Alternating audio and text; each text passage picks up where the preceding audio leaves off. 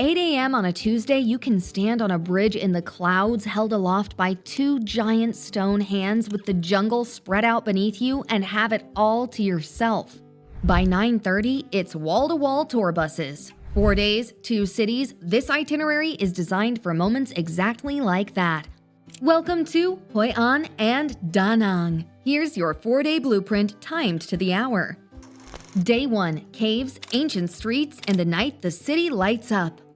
Because this itinerary spans 2 cities, split your stay evenly with 2 nights in Hoi An and 2 nights in Da Nang. For the Hoi An leg, base yourself in or just outside the ancient town within walking distance of Tran Phu Street. Entirely pedestrian, it's best explored on foot, while a bicycle handles most of Hoi An's side streets. For anything further out, Grab is cheap and reliable. We've linked recommended hotels for both cities across every budget down in the description. The Marble Mountains, Ngu Han Son, in Vietnamese, are 5 limestone peaks named after the 5 elements. You want Thủy Son, the water mountain, which is open to visitors and rewarding at every turn. Enter through Gate 2 near the elevator and ride it up, because we're saving our legs for the caves, not the climb. If your travel schedule allows, aim to arrive around 10 a.m. when light from the collapsed ceiling channels straight down onto the stone Buddha below. Up here, the crown jewel is Hoi An Cave, a cathedral-sized cavern that lives up to every superlative thrown at it. Tong Chong Cave and the Vong Jiang Dai viewpoint justify the extra 20 minutes for the coastline panorama. Budget 90 minutes total, and give a firm no thank you to anyone offering guided tours at the entrance. Insider tip: Phu Cave requires a separate ticket, but it's worth grabbing. A winding underground passage designed to represent the Buddhist concepts of hell and heaven. Unsettling, beautiful, and nothing like the caverns above. 30 minutes south is Hoi An. Spend the afternoon getting your bearings. The ancient town streets are compact and wonderfully disorienting. The kind of place where you plan to spend 20 minutes and surface an hour later with no idea where the time went. And the lanterns haven't even come on yet. Hoi An has been a tailor town for centuries, where you can get a custom suit, dress, or shirt made to your precise measurements for a fraction of what it would cost back home. Standard turnaround is 48 to 72 hours. Because we are leaving for Da Nang early on day 3, getting measured tonight is crucial. You will have your second fitting tomorrow afternoon, and you'll need to ask the tailor to deliver your final, finished garments directly to your Da Nang hotel on day 4. The strongest shops in town are BeBe Tailor for fast turnaround, Ah Dong Silk at 3842 Lê Lợi for higher-end work, and the Tailory at 85 Tran Hung Dao for quality at slightly lower prices. Bring reference photos, confirm your total price in writing, and pay cash to avoid the 3 to 5% card surcharge. Now that you're measured and scheduled, it's dinner time. Head into Hoi An Central Market on Tran Phu and track down the BeBe stall. We are here for one thing, a bowl of Cao Lau. These are golden chewy noodles traditionally made from local well water and loaded with char siu pork and crispy rinds. This stall serves what many consider the definitive version in the city. To let that meal settle, take a short walk down Tran Phu to number 131 and step into Reaching Out Tea House. Communication here happens quietly and simply. The entire staff is hearing and speech impaired, so you place your order by pointing to small wooden blocks labeled with each item. The result is a beautifully meditative pause, a striking contrast to the bustling market you just left. Spend about 30 minutes recharging, before continuing straight down to the river, where Hoi An earns its postcard reputation. Every evening, the water fills with traditional wooden boats and thousands of glowing paper lanterns. It is the defining experience of the city, but you have to get the timing right. The absolute best window to get on a boat is during blue hour, roughly 20 to 30 minutes after sunset. This is when the fading ambient daylight perfectly balances the warm glow of the lanterns for the best possible photos. When you're ready to board, buy your tickets only at the official kiosks on Ba Dang Street near the An Hoi Bridge. Since 2022, the city has standardized all boat prices to kill off the old negotiation scams.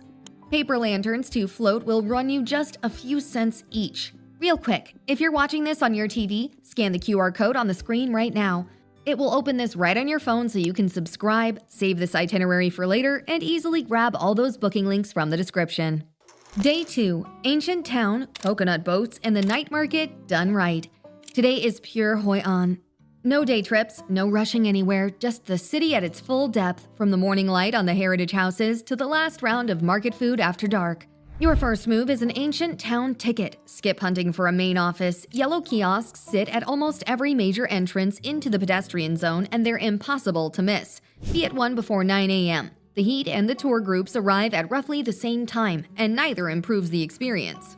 The pass covers 5 of the 22-plus heritage sites in the ancient town. Start at the Japanese covered bridge, and don't just cross it, stop in the middle. The covered structure once connected the Japanese and Chinese trading quarters, and the view down the Tubon River from the midpoint is one of those quiet moments that doesn't make it onto anyone's highlight reel but sticks with you anyway. Both the bridge and its story remain intact, and at 9 a.m. it's still quiet enough to take it all in. From there, walk to Phuc Kien Assembly Hall. Step through the main gate and give your eyes a moment to adjust. Deep red lacquer, coiling dragons, and incense smoke drift through a ceremonial courtyard that feels entirely removed from the street you just left. It's one of the most visually dramatic spaces in the entire ancient town, and most people walk straight past it. Tan Ki Old House is the third stop. What makes it compelling is that the family that built it in the 18th century still lives there.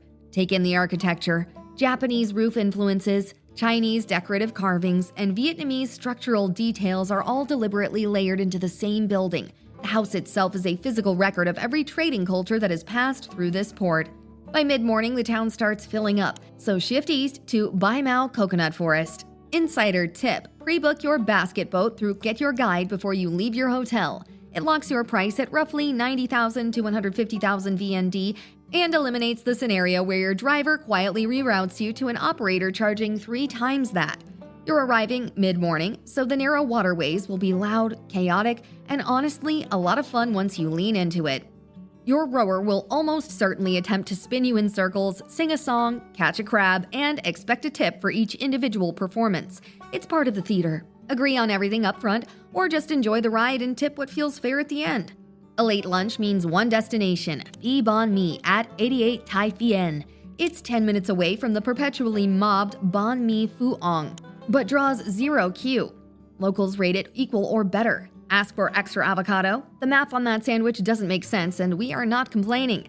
The afternoon belongs to wandering. You still have 2 to 3 heritage site entries left on your ancient town ticket. Now's the time to use them.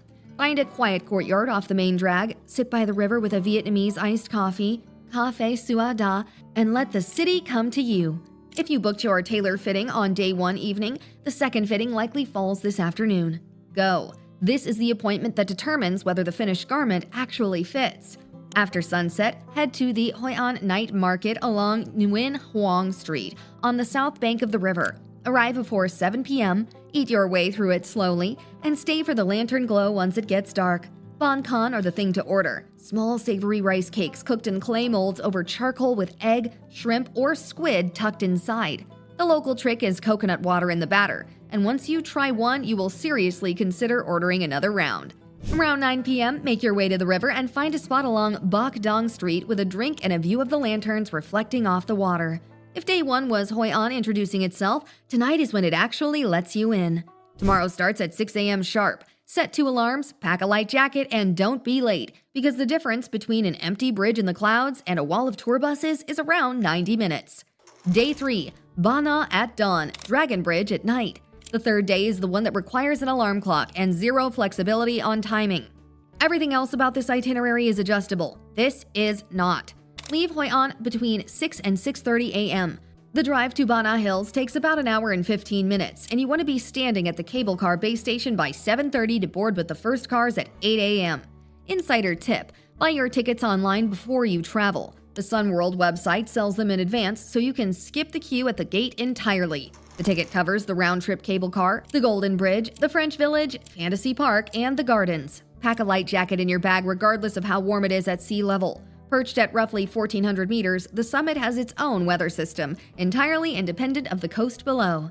Here's why that 8 a.m. boarding matters. The Golden Bridge, 2 giant mossy stone hands rising from the jungle, holding a pedestrian walkway above the clouds, is essentially empty for the first hour. Tour buses from both Hoi An and Da Nang hit the summit between 9:30 and 10, and by noon, it's wall-to-wall people. That first hour is the difference between a clean photograph and a crowd scene. If morning fog has rolled in when you arrive, don't wait at the bridge, pivot straight to the French Village first. The architecture is a faithful recreation of a 19th century French hill town. complete with cobblestone lanes, a wine cellar, and a Baroque-style square that has absolutely no business being this charming at 1,400 meters above Vietnam. Circle back to the Golden Bridge around noon when the fog typically lifts. Fantasy Park easily fills an hour if you're traveling with kids or have a soft spot for indoor rides and carnival games. It's enormous, climate-controlled, and genuinely lots of fun. Les Jardins d'Amour is the quieter option. 9 themed garden sections terraced into the hillside with views over the jungle canopy on clear days. It is a great place to decompress before taking the cable car back down. Plan 4 to 5 hours on the mountain total, then start the drive down to Da Nang. You'll be back in Da Nang by early afternoon. Check into your hotel, relax, then prepare for tonight's main event. But first, a critical scheduling note. This entire evening hinges on a critical detail you hopefully mapped out before you even booked your flights. Tonight needs to be a Friday, Saturday, or Sunday. The Dragon Bridge Fire and Water Show runs exclusively on those 3 nights at 9 p.m. When booking your Da Nang hotel, you have 2 smart options. Stay along the Han River if you want to be within walking distance of the Dragon Bridge and the night markets, or base yourself over on the Mike Beach Strip if you want to wake up to the ocean. We've dropped our favorite picks for both areas in the description. Whichever side you choose, drop your bags and point your grab driver toward the Mike Beach Seafood Strip for dinner. Specifically, you are going to Bay Man. This spot earned a Michelin Guide Vietnam mention, and the move here is choosing your live crab, whole fish, or prawns and watching them cook it right in front of you. It's important to confirm the prices per kilogram before anything hits the grill and watch them weigh it. Eating outdoors with the sound of the South China Sea behind you, it's exactly what you want after Ba Na. Make sure to be standing at the Dragon Bridge by 8:15 p.m. before it closes to traffic. If you want the perfect dry photo angle, position yourself about 100 meters away from the Dragon's Head on Tran Hung Dao Street. The show opens with massive flame bursts that you'll feel right in your chest. Then comes the water phase. If you want to experience the full commitment drenching that spares absolutely no one's phone or dignity, get right up on the bridge. Otherwise, stay back at that 100-meter mark and enjoy the show completely dry. Post-show grab traffic is chaotic for 20 to 30 minutes. Walk 500 meters in any direction before calling one, or step into a nearby cafe, order something cold, and let the crowd dissolve on its own. Day 4, Lady Buddha, The Pass, and Da Nang's proper send-off. Your last day covers more ground than any other. Lady Buddha, Hoi An Pass, and Da Nang's defining dish. Transportation matters, so lock that in first. For this northern loop, you have 3 options. The Easy Rider option, riding on a motorbike with a professional local guide, puts you on the back of a bike with the wind in your hair. Self-drive scooters may be cheap, but sharp hairpins, heavy trucks, sudden fog, and steep descents make them dangerous. Automatics are banned above Lady Buddha to prevent brake failure, so only manual or semi-automatic scooters are allowed. A private car is the safe, comfortable way to still enjoy the views. After your ride is sorted, start early and take the coastal road to the Son Tra Peninsula. The drive from the city takes 15 to 20 minutes, and morning is the best time to do this. The Lady Buddha catches soft early light, and the red-shanked dukongers that live on this peninsula are most active before the heat sets in. Lin Ung Pagoda and the 67-meter Lady Buddha are free to visit, but don't stop there. Continue up the clockwise loop to Bon Ko Peak, the highest point on the peninsula, marked by an enormous stone chessboard sculpture. The panoramic view from up here takes in Da Nang, Hoi An, the Marble Mountains, and the full arc of the South China Sea coastline. Almost nobody makes it this far, which is reason enough to go. Keep scanning the treetops on the drive up.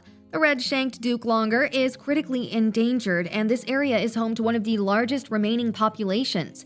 Picture a monkey with a bright red face, gray body, and white tail that looks like it belongs in a cartoon. Spotting one is a genuine travel moment.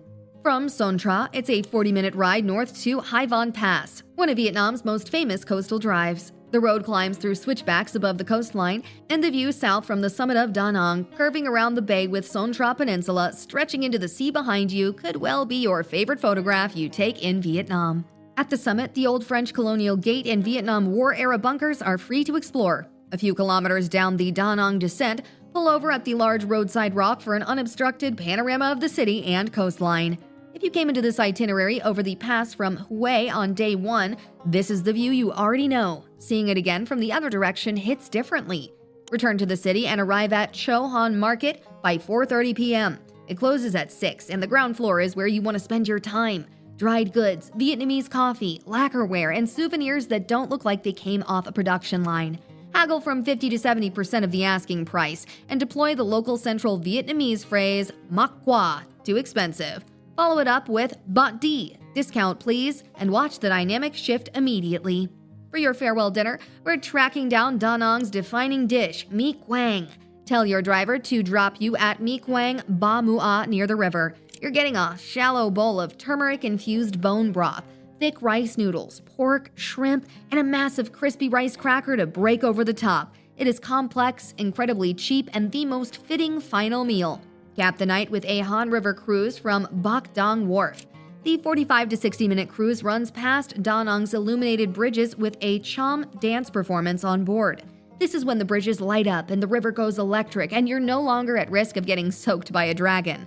Over these 4 days, you've stood in a sunlit cave, drifted through coconut palms in a basket boat, perched on a bridge held by giant stone hands, watched a dragon breathe fire over a river, and crested a mountain pass above one of Southeast Asia's most stunning coastlines.